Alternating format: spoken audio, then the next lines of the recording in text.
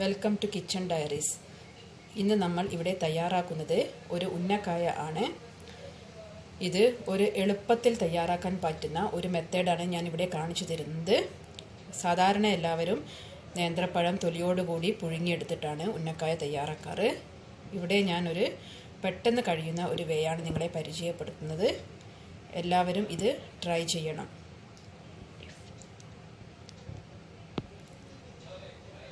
റമദാന് എല്ലാവരും ഈ ഉന്നക്കായ ഈ മെത്തേഡിൽ തന്നെ പരീക്ഷിച്ച് നോക്കുക. ഇതിനു വേണ്ടി 3 നേന്ത്രപ്പഴമാണ് ഞാനിവിടെ എടുത്തിരിക്കുന്നത്. അധികം പഴുപ്പ് ഇല്ലാത്ത പഴം വേണം ഇതിന് യൂസ് ചെയ്യുന്നതിന്. കാരണം അധികം പഴുത്ത പഴമാവുമ്പോൾ നമ്മൾ ഉന്നക്കായി തയ്യാറാക്കുമ്പോൾ അത് ശരിയായ പെർഫെക്ഷൻ കിട്ടില്ല. അപ്പോൾ അധികം പഴുക്കാത്ത പഴം വേണം ഇതിനെടുക്കുന്നതിന്. ഇനി ഇതിനു വേണ്ടി പഴം തൊലി കളഞ്ഞ് 2ആയി മുറിക്കുക.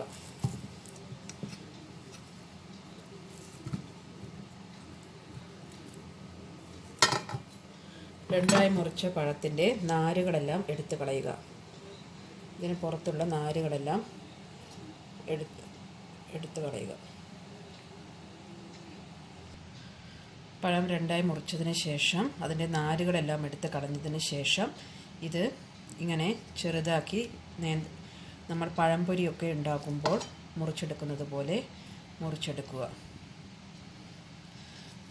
ഇതിൻ്റെ നടുവിലുള്ള കറുത്ത നിറം കട്ട് ചെയ്ത് മാറ്റുക.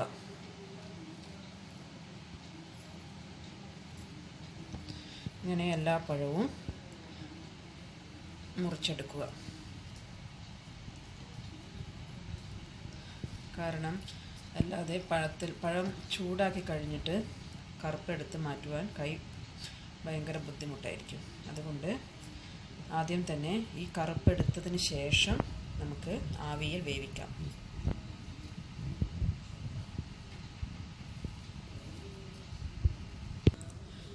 ഇപ്പോൾ പഴം കറുപ്പ് നിറവും നാരും എല്ലാം എടുത്ത് മാറ്റി നമ്മൾ സ്ലൈസ് ചെയ്ത് വെച്ചിരിക്കുകയാണ്.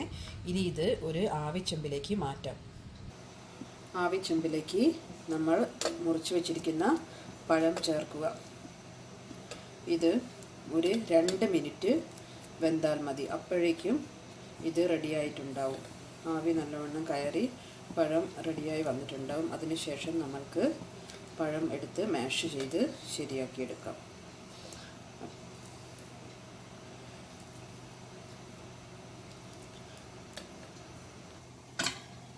ഇനി ആവിച്ചെമ്പിൽ വെച്ച് നമ്മൾ അടച്ചു വെച്ച് 2 മിനിറ്റ് നമുക്ക് വെയിറ്റ് ചെയ്യാം. ഇനി പഴം ഏകദേശം 2 മിനിറ്റ് വെന്തിട്ടുണ്ട്. ഇപ്പോൾ ഇത് തുറന്ന് നോക്കിയിട്ട് വെന്തിട്ടുണ്ടോ എന്ന് അറിയാൻ ഒന്ന് കുത്തി നോക്കുക. കണ്ടോ, ഇപ്പോൾ പഴം നന്നായി വെന്ത് വന്നിട്ടുണ്ട്.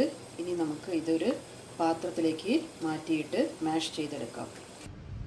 പഴം ഒരു പാത്രത്തിലേക്ക് മാറ്റിയതിന് ശേഷം നല്ല ചൂടോടെ തന്നെ നമ്മൾ ഒരു ഫോർക്ക് ഉപയോഗിച്ചിട്ടോ അല്ലെങ്കിൽ ഒരു ബീറ്റർ ഉപയോഗിച്ചിട്ടോ ഒന്നും മാഷ് ചെയ്തെടുക്കുക. ചൂടോടെ തന്നെ ആക്കിയാൽ ഇത് നല്ലോണം മാഷായി കിട്ടുകയുള്ളൂ. നല്ലോണം ഇത് കട്ടകളൊന്നും ഇല്ലാതെ നല്ലോണം മയത്തിലാക്കിയെടുക്കണം. എങ്കിൽ നമ്മളെ ഉന്നക്കായ്ക്ക് നല്ല പെർഫെക്ഷൻ കിട്ടുകയുള്ളൂ. ഫോർക്ക് വെച്ച് നല്ലോണം ഒന്ന് ആക്കിയതിന് ശേഷം നമ്മൾക്ക് കൈ ഉപയോഗിച്ച് തന്നെ കുഴച്ചെടുക്കാം. നല്ല ചൂടോടുകൂടി തന്നെ ചെയ്യുമ്പോൾ അത് പെട്ടെന്ന് ഉടഞ്ഞു വരികയും ചെയ്യും. ഈ പഴത്തിൻ്റെ കറുത്ത കുരുവെല്ലാം നമ്മൾ ആദ്യം തന്നെ മാറ്റിയത് കൊണ്ട് നമ്മൾക്ക് കാര്യങ്ങളെല്ലാം എളുപ്പത്തിൽ ചെയ്യാൻ കഴിയുന്നുണ്ട്.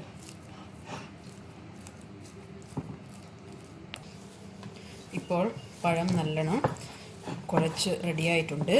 ഇപ്പോൾ തീരെ കട്ടകളൊന്നും ഇല്ലാതെ നല്ലവണ്ണം കുഴഞ്ഞു വന്നിട്ടുണ്ട്. ഇനി ഇത് കുറച്ച് നേരം ഒരു 5 മിനിറ്റ് റെസ്റ്റ് ചെയ്യാൻ വെക്കാം.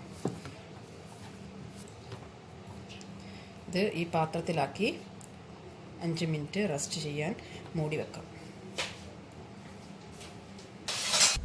കട്ടിയുള്ള ഒരു പാൻ അടുപ്പിൽ വെച്ച് അതിലേക്ക് 1 ടീസ്പൂൺ നെയ്യ് ചേർക്കുക.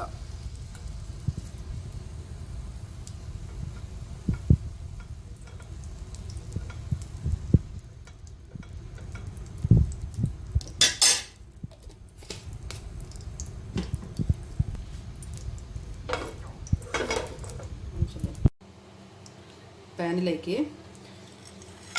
അണ്ടിപ്പരിപ്പ് ചേർത്ത് ചെറുതായി റോസ്റ്റ് ചെയ്തെടുക്കുക.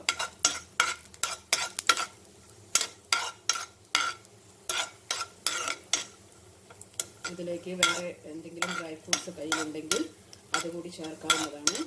ചെറിയ കഷ്ണങ്ങളാക്കി മുറിച്ചതിന് ശേഷം ഇതിൽ ചേർക്കുക. എന്നിട്ടെടുക്കുക. ഇതിലേക്ക് റൈസിൻസ് കൂടി ചേർക്കുന്നു.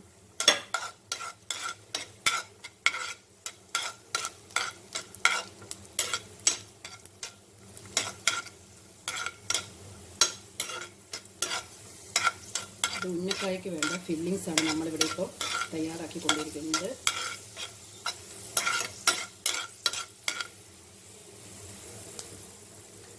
ഇതിലേക്ക് 1 കപ്പ് തേങ്ങ കൂടി ചേർക്കുക. ചിരകിയ തേങ്ങ.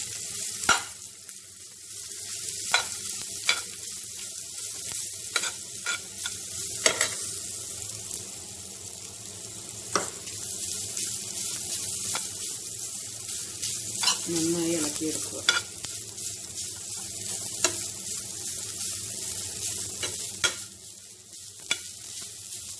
ഇതിലേക്ക് 2 ടേബിൾ സ്പൂൺ പഞ്ചസാര 2.5 ടേബിൾ സ്പൂൺ പഞ്ചസാര കൂടി ചേർത്തതിന് ശേഷം നല്ലോണം ഇളക്കുക. പഞ്ചസാര എല്ലാം ഓരോരുത്തർക്കും ആവശ്യമുള്ളതിനനുസരിച്ച് ചേർക്കാം. പഴത്തിന് കുറച്ച് മധുരം ഉള്ളതുകൊണ്ട് നമ്മൾ കൂടുതൽ പഞ്ചസാര ചേർക്കേണ്ട ആവശ്യം ഇല്ല.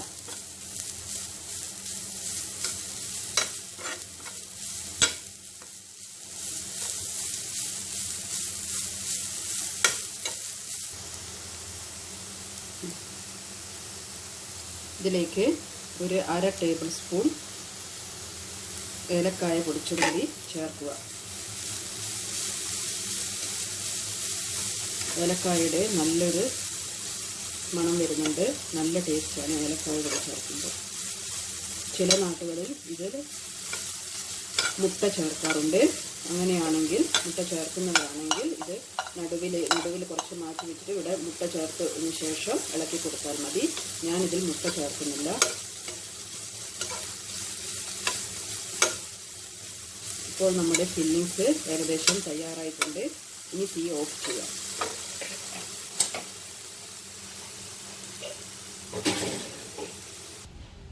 ഇനി നമ്മൾക്ക് ഉന്നക്കായി ഉരുട്ടാനുള്ള പണി തുടങ്ങാം.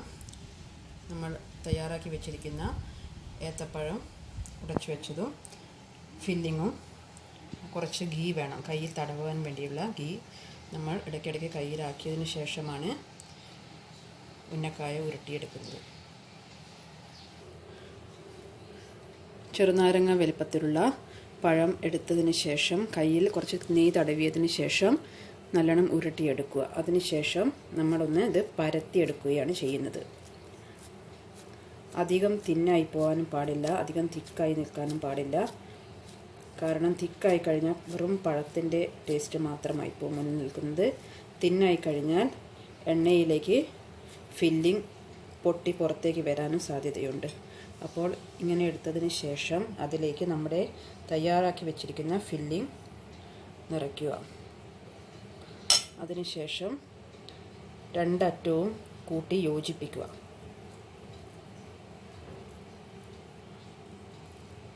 കൂട്ടി യോജിപ്പിച്ചതിന് ശേഷം നമ്മൾ ഇത് ഇങ്ങനെ ഉരുട്ടിയെടുക്കുക.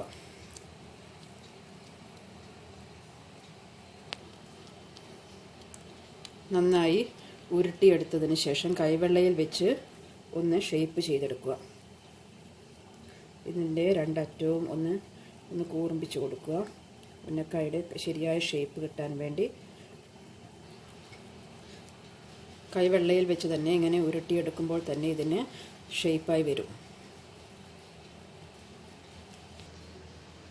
2 ഉന്നക്കായ നമ്മൾ ഷേപ്പാക്കി വെച്ചിട്ടുണ്ട്. അതുപോലെ ബാക്കിയുള്ള പഴം കൊണ്ട് ഉന്നക്കായ ബാക്കി എടുത്തതിന് ശേഷം കൈവെള്ളയിൽ വെച്ച് നന്നായി പരത്തിയെടുക്കുക.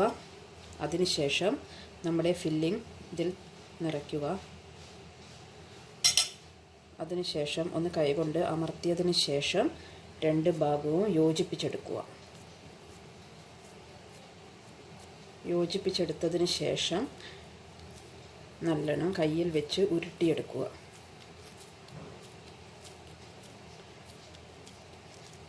ഉരുട്ടിയെടുത്തതിന് ശേഷം കൈവെള്ളയിൽ വെച്ച് ഒന്ന് ഷേപ്പ് ചെയ്തെടുക്കുക.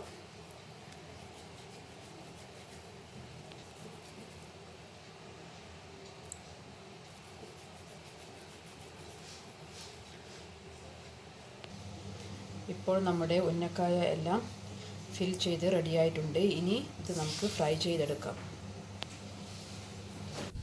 ഒരു ഇരുമ്പിൻ്റെ ചട്ടി അടുപ്പിൽ വെച്ച് ആവശ്യത്തിന് എണ്ണ ഒഴിച്ച് ചൂടാക്കി എടുത്തിട്ടുണ്ട്. അതിലേക്ക് തീ കുറച്ച് വെച്ചതിന് ശേഷം നമ്മൾ തയ്യാറാക്കി വെച്ചിരിക്കുന്ന ഉന്നക്കായ ചേർക്കുക.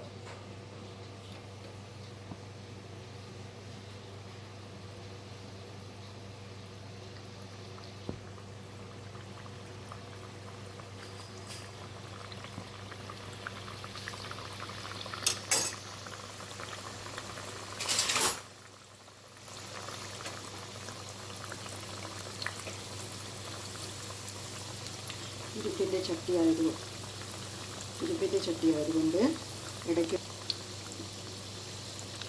അടിയിൽ പിടിക്കുന്നത് കൊണ്ട് ഇടയ്ക്ക് ഇളക്കി കൊടുക്കുക.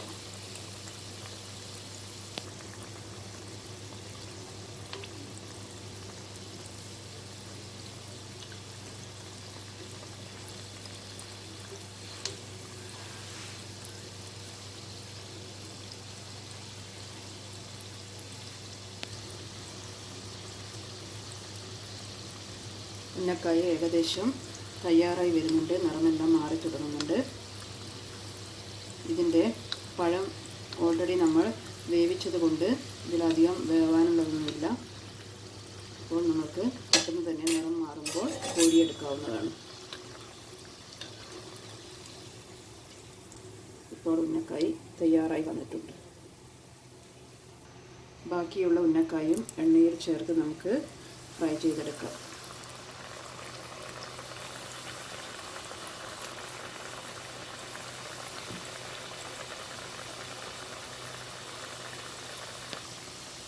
ഇടയ്ക്കൊന്ന് തവ ഉപയോഗിച്ചിട്ട് ഇളക്കി കൊടുക്കണം.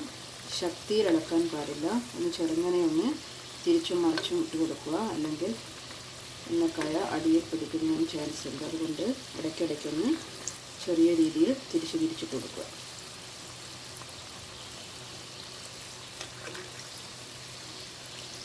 ഇപ്പോൾ ചെറിയ നിറം മാറി തുടങ്ങിയിട്ടുണ്ട്. ഈ സമയത്ത് ഉന്നക്കായ എണ്ണയിൽ നിന്നും വാങ്ങി വെക്കുക. നല്ല പെർഫെക്റ്റ് ഉന്നക്കായ ഇവിടെ റെഡിയായിക്കൊണ്ടിരിക്കുകയാണ്. ബാക്കിയുള്ള ഉന്നക്കായ കൂടി നമുക്ക് ഫ്രൈ ചെയ്തെടുക്കുന്നു. ഇപ്പോൾ നമ്മുടെ ഉന്നക്കായ ഇവിടെ തയ്യാറായിരിക്കുകയാണ്. എല്ലാവരും ഇത് ട്രൈ ചെയ്യണം. ഇത് നല്ലൊരു ഹെൽത്തിയായ സ്നാക്കാണ്. റമദാനിന് ഉണ്ടാക്കാൻ പറ്റിയ ഒരു സ്നാക്ക് കൂടിയാണ്. എല്ലാവരും ഇത് ട്രൈ ചെയ്ത് സപ്പോർട്ട് ചെയ്യണം. സബ്സ്ക്രൈബ് ചെയ്യണം, ലൈക്ക് ചെയ്യണം, ഷെയർ ചെയ്യണം. Thank you for watching. അടുത്ത ആഴ്ച ഞാൻ ഇനി ഒരു പുതിയ വിഭവവുമായി വരുന്നത് വരെ ബൈ.